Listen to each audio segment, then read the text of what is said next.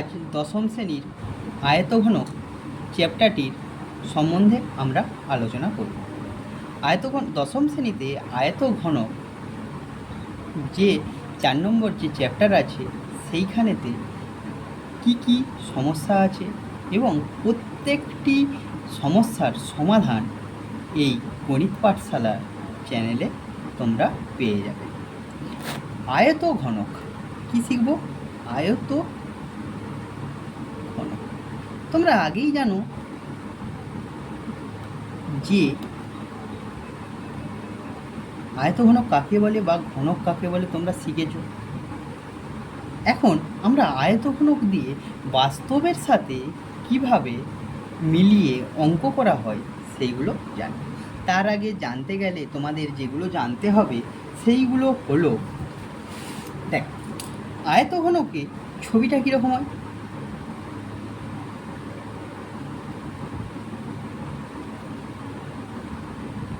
প্রত্যেকটা তলই আয়তকার হবে।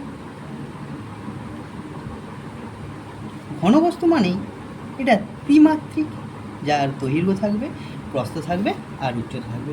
এইখানে যে আয়তঘনকের ছবিটা আঁকলাম, এই আয়তঘনক ছবিতে আয়তঘনকের তল সংখ্যা কটা? আয়তঘনকের তল সংখ্যা 6টি হয়ে থাকে। তোমরা যে কোনো ইট নাও বা বই নাও, জ্যামিতি বক্স নাও, দিয়ে দেখবে যে তাতে কটা তল আছে, 6টা তল রয়েছে। প্রত্যেকটা তলই আয়তকার। এবার শীর্ষবিন্দুর সংখ্যা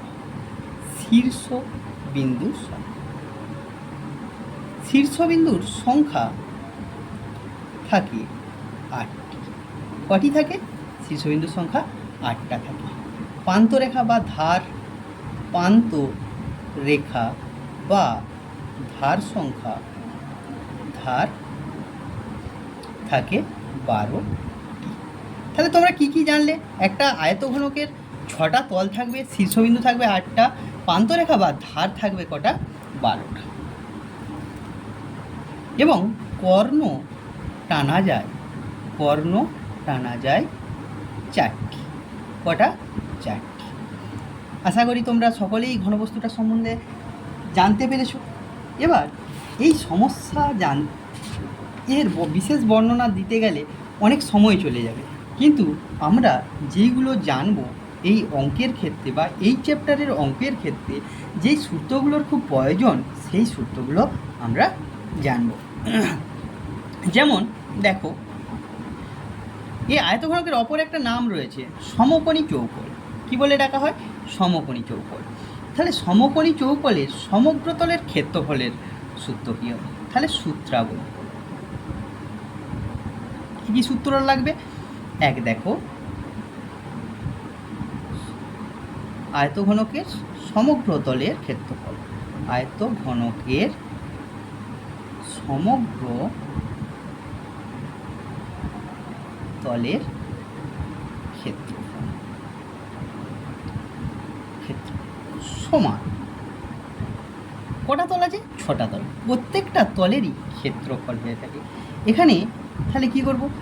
প্রত্যেকটা তলই দেখো, মেঝা যেমন একটা তল, তার বিপরীতে যে ছাদ রয়েছে সেটাও আরেকটা তল, তার ক্ষেত্রফল সমান হবে। দৈর্ঘ্য বরাবর যে দেয়ালটা থাকবে তার যা ক্ষেত্রফল হবে, অপর যে প্রান্তের দেয়ালটা আছে সেটারও ক্ষেত্রফল সমান হবে। ঠিক একই রকমভাবে প্রস্থ বরাবর যে দেয়ালটা রয়েছে তার যে ক্ষেত্রফল হবে, বিপরীত প্রস্থে যে দেয়ালটা রয়েছে তারও ক্ষেত্রফল সমান। তাই আমরা একসঙ্গে লিখলে 2 ইন্টু দৈর্ঘ্য গুণিত প্রস্থ যুক্ত দৈর্ঘ্য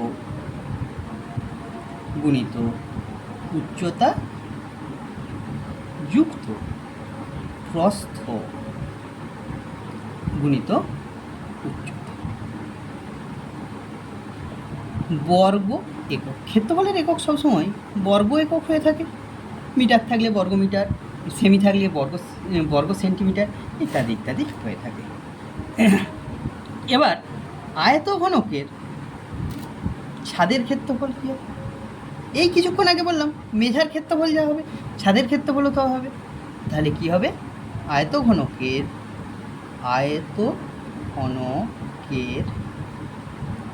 মেঝার ক্ষেত্রফল সমান আয়তঘনকের ছাদের ক্ষেত্রফল, ঘনকের ছাদের ক্ষেত্রফল। তোমরা আগেই জানো আয়তক্ষেত্রের ক্ষেত্রফলের সূত্র কী হয়, সমানই কী হয়ে যাবে, তাহলে দৈর্ঘ্য তার সঙ্গে কী গুণ করে দিবে, প্রস্থ, কী চলে আসবে, বর্গ একক, এককটা চলে আসবে বর্গ। খেয়াল রাখবে পরিমিতির অঙ্কে একক না দিলে অঙ্কের কোনো অর্থ হয় না। ঠিক আয়তক্ষেত্রের বলেছিলাম কটা কর্ণ টানা যাবে, 4টা। প্রত্যেকটা কর্ণের দৈর্ঘ্যের সূত্র কী হবে, কর্ণের দৈর্ঘ্য সমান √, দৈর্ঘ্য স্কোয়ার যুক্ত প্রস্থ স্কোয়ার যুক্ত উচ্চতা স্কোয়ার। একক লিখতে হয়, মিটার থাকলে মিটার, সেন্টিমিটার থাকলে সেন্টিমিটার। ঠিক আয়তঘনকের ভিতর কোনো আয়তঘনকাকার বস্তুর মধ্যে কতটা তরল পদার্থ থাকবে বা কতটা বাতাস থাকবে বা কতটা পরিমাণ তরল জাতীয় পদার্থ ধরবে, এটা কীভাবে বার করব, আয়তন বার করতে হয়। বা কোনো নিরেট যদি আয়তঘনকার বস্তু দিয়ে দেয় তার মধ্যে কতটা ধাতু আছে তার আয়তন বার করলেই হবে। তাহলে আয়তঘনকের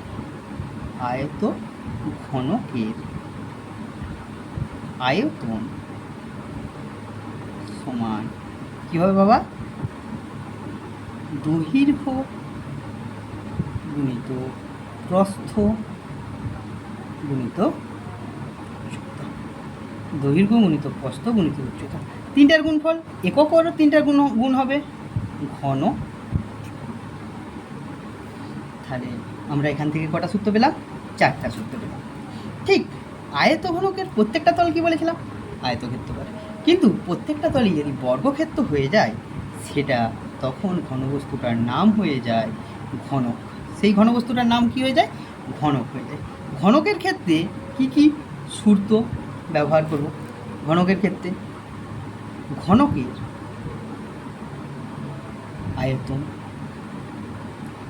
আয়তন সমান কি লিখতে পারবো, বাহু কিউব ঘন। দেখো এখানে আয়তঘনক কী বললাম, প্রত্যেকটা তলই যদি বর্গক্ষেত্রাকার হয়ে যায়, বর্গক্ষেত্র হয়ে গেলে দৈর্ঘ্যের সঙ্গে প্রস্থ সমান, প্রস্থের সঙ্গে উচ্চতা সমান, অর্থাৎ ওইটার একটাই দৈর্ঘ্য হয়ে থাকে যেটাকে আমরা বাহু বলি। ঠিক একই রকমভাবে প্রত্যেক তলের ক্ষেত্রফল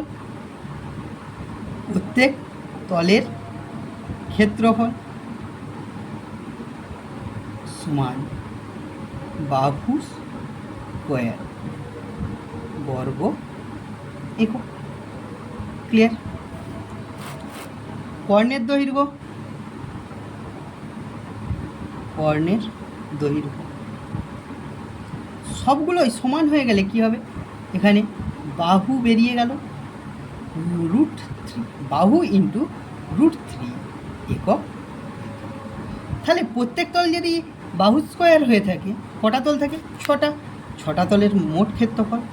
তাহলে সমগ্র তলের ক্ষেত্রফল কী হবে, ঘনকের সমগ্র তলের ক্ষেত্রফল,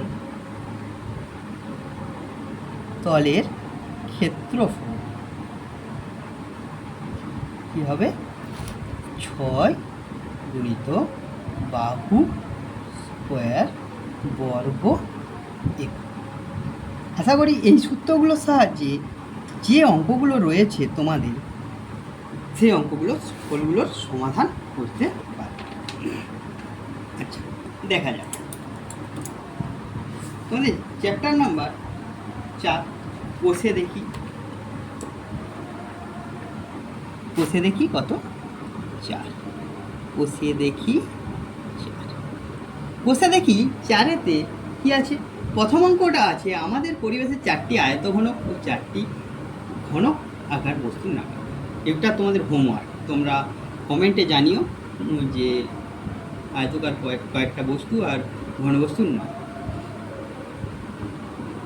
আরেকটা দ্বিতীয় অঙ্কটা পাশের চিত্রে তলগুলি, ধারগুলি এবং শীর্ষবিন্দুগুলির নাম। এই দুটো অঙ্ক তোমরা হোমওয়ার্ক হিসাবে নেবে। 3 অঙ্কটা করে দিচ্ছি, দেখো। এখানে 3 অঙ্কটা বলছে একটা সমকোণী চৌকোলাকার ঘরের দৈর্ঘ্য, প্রস্থ, উচ্চতা 5 মিটার, 4 মিটার ও 3 মিটার হলে ওই ঘরের সবচেয়ে লম্বা যে দণ্ড রাখা যাবে তার দৈর্ঘ্য কত? দেখো, একটা ঘর মানে কি, যার দৈর্ঘ্য, প্রস্থ, উচ্চতা দিয়েছে, অর্থাৎ সেটা কি আকৃতির হবে? সমকোণী চৌকোল আকৃতির হবে, যার দৈর্ঘ্য, প্রস্থ আর উচ্চতা দেওয়া আছে। এখানে সব থেকে বড় দণ্ড রাখতে গেলে এর কর্ণ বরাবর দণ্ড রাখা যাবে। তাহলে আমরা যদি কর্ণের দৈর্ঘ্য বার করে নিতে পারি, তাহলেই আমরা পেয়ে যাব যে ওই ঘরের মধ্যে সবচেয়ে কত বড় দণ্ড রাখা যাবে। এখানে দেয়া আছে, যেটা টুকে নিচ্ছি, প্রদত্ত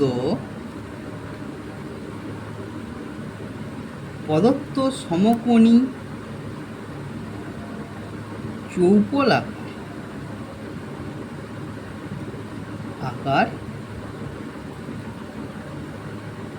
ঘরের দৈর্ঘ্য প্রথমে দিয়ে নেব।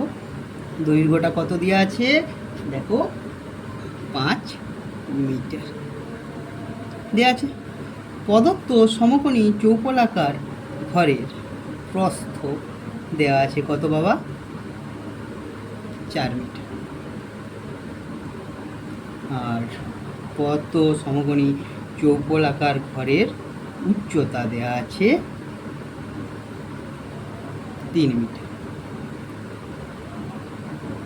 3 মিটার। তাহলে এখানে কেউ কেউ লিখতেও পারো, না এই লাইনটা না লিখলেও হবে, যে আমরা জানি কোনো সমকোণী চৌকোলের ঘরের সবচেয়ে লম্বা যে দণ্ড রাখা যাবে তার দৈর্ঘ্য চৌকোলের কর্ণের দৈর্ঘ্য সমান।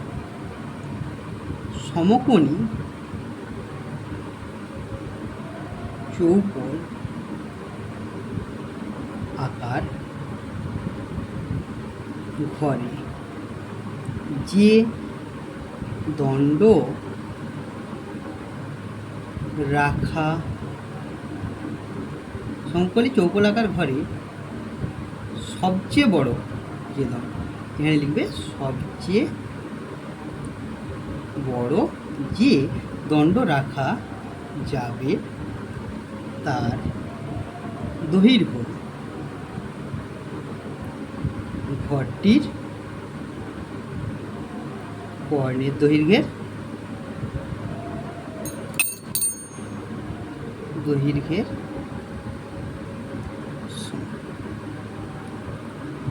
আশা করি বুঝতে পেরেছ। এবার শুধু সুরতে ফেলে দিলেই হবে। অতএব সমকোণী চৌকোলাকার ঘরের মধ্যে সবচেয়ে বড় দণ্ড রাখা যাবে তার দৈর্ঘ্য সমকোণী চৌকোল আকার ঘরে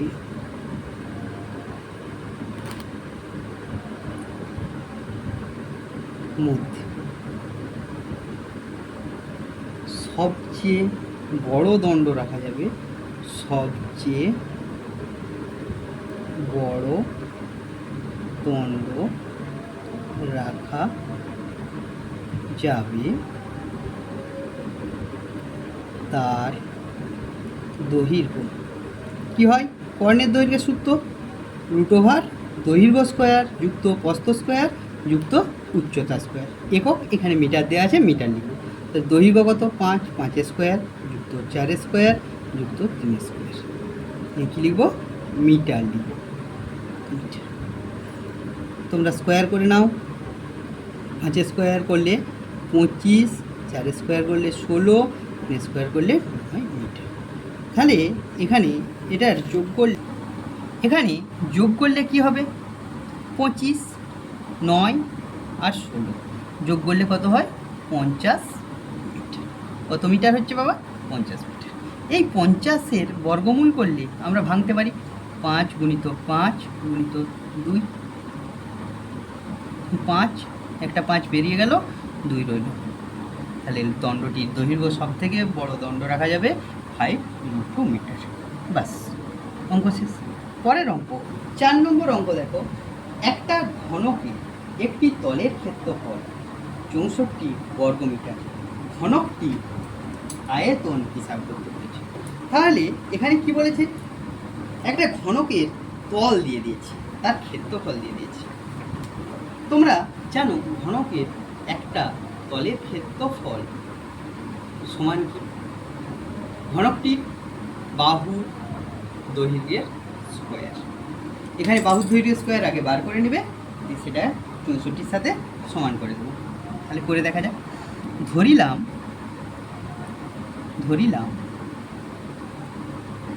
ঘনকটি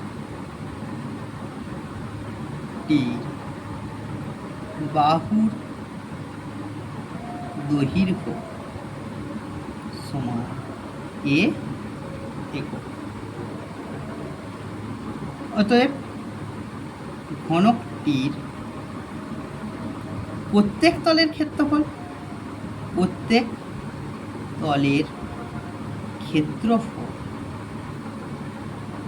সমান বাহু স্কোয়ার বর্গ একক। এখানে বাহু মানে কত দিয়েছে? এ ধরেছি এ, তাহলে এ তার স্কোয়ার মানে এ স্কোয়ার বর্গ হয়ে গেল। কিন্তু প্রশ্নেতে বলে দিয়েছে প্রত্যেক তলের ক্ষেত্রফল 64। তাহলে প্রশ্নানুসারে আমরা আমাদের যেটা বেরিয়েছে আর কোশ্চেনে যেটা বলে দেওয়া আছে সেটা সমান করে দিলাম। তাহলে এর মান কত বেরাবে? 8। এ প্লাস মাইনাস বেরায়, এ দৈর্ঘ্য বলে প্লাসটা নেওয়া হচ্ছে, না লিখলেও চলবে। হলো। তাহলে ঘনকের আমরা তাহলে যেটা পেয়েছি সেটা আগে লিখে নিলাম। ঘনকের বাহুর দৈর্ঘ্য সমান একক বলেছিল, কিন্তু এখানে 64 কি দিয়েছে? মিটার। 64 মিটার। তাহলে এখানে আমরা লিখে দেবো 8 মিটার। কেউ কেউ এখানে এককটা মিটার দিয়ে ধরতে পারো, এখানে মিটার লিখতে পারো। অতএব ঘনকটি আয়তন সমান কি হয়? বাহুর কিউব, ঘন একক, বাহুর কিউব, একক এখানে কি আছে? মিটার, তাই ঘন মিটার লিখলাম। 8-এর কিউব মানে 8 গুণিত 8 গুণিত 8 ঘন মিটার। আর অর্থাৎ 64কে 8 দিয়ে গুণ করলে কত হয়ে থাকে? 512 ঘন মিটার। 4 নম্বর অঙ্ক এখান পর্যন্ত চেয়েছে, এখান পর্যন্ত। 5 নম্বর অঙ্ক কি আছে? আমাদের বকুলতলা গ্রামে, কত নম্বর অঙ্ক? 5 নম্বর। আমাদের বকুলতলা গ্রামে 2 মিটার চওড়া এবং 8 ডেসিমিটার গভীর খাল কাটা হয়েছে। যদি মোট 240 ঘনমিটার মাটি কাটা হয়ে থাকে তবে খালটি কত লম্বা হিসাব করতে হবে। এখানে খালটা যখন কাটা হচ্ছে তার কি দিয়েছে? চওড়াটা দিয়ে দিয়েছে আর গভীরতাটা দিয়ে দিয়েছে, দৈর্ঘ্যটা বার করতে দিয়েছে। তাহলে এই খালটা কীরকম বস্তু? আয়ত ঘনকাকার বা সমকোণী চৌকোলাকার বস্তু। তাহলে আমরা ধরে নেব তার আয়তনটা বার করে নিলে কী করব? যে এই যে মাটির আয়তনের সঙ্গে সমান করে দিলে আমরা পেয়ে যাব দৈর্ঘ্যটা। তাহলে আমরা ধরে নেব খালটির দৈর্ঘ্য সমান x মিটার। ধরিলাম খালটির দৈর্ঘ্য সমান x মিটার ধরে নিলাম। খালটি চৌড়া মানে কি? প্রস্থ। খালটি চৌড়া অর্থাৎ প্রস্থ। কত দিয়েছে অঙ্কেতে দেখো 2 মিটার দেওয়া আছে। কত দেওয়া আছে? 2 মিটার। ঠিক খালের গভীরতা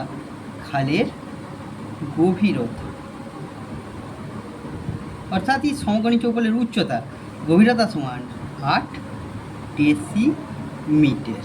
8 কত? ডেসিমিটার। তাহলে 8 ডেসিমিটার, দেখো এই দুটো মিটারে দেওয়া আছে, এটা ডেসিমিটারে দেওয়া আছে, তাহলে ডেসিমিটারকে আমরা কিসে আনবো? মিটারে। ডেসিমিটারকে মিটারে আনতে গেলে 10 দিয়ে ভাগ করতে হয়, 10 দিয়ে ভাগ করলে দশমিক বিন্দুর এক ঘর স্থান পরিবর্তন করে দিলাম। এখানে কী হলো? এটা মিটারে চলে আসলো।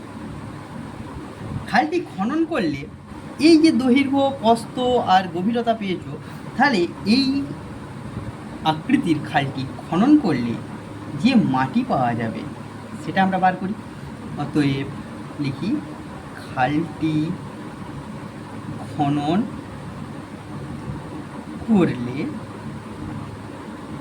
মাটি পাওয়া যাবে। তার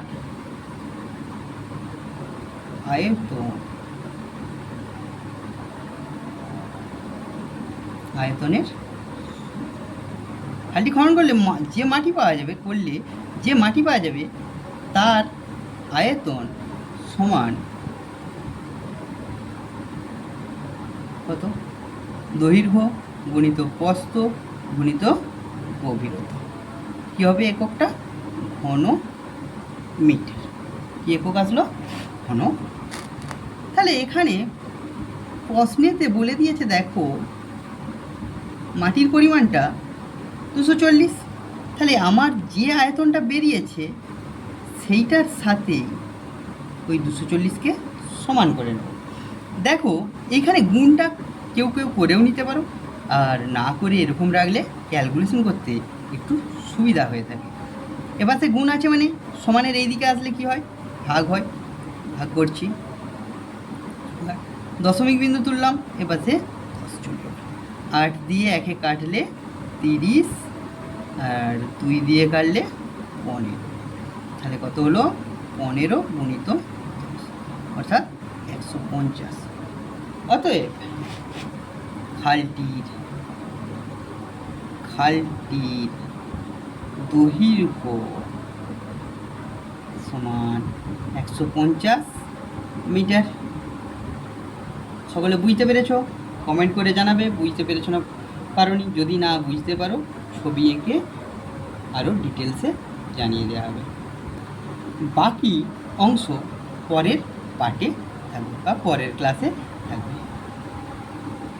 এইখানে তোমরা প্রথমে ফলো করো। পরিমিতির অঙ্ক করতে গেলে তোমাদেরকে আগে দেখতে হবে যে সূত্রগুলো মনে রাখতে হবে এবং বাস্তবের সাথে কোনটায় মিল পাচ্ছ সেটা দেখে একটু ভাববে, তাহলেই খুব সহজে করা যাবে। আর বেশি বেশি করে আমার এই ইউটিউব চ্যানেল গণিত পাঠশালা ফলো করো এবং গণিত শেখার নির্দিষ্ট ও সুকৌশল অবলম্বন করো। Please subscribe my YouTube channel.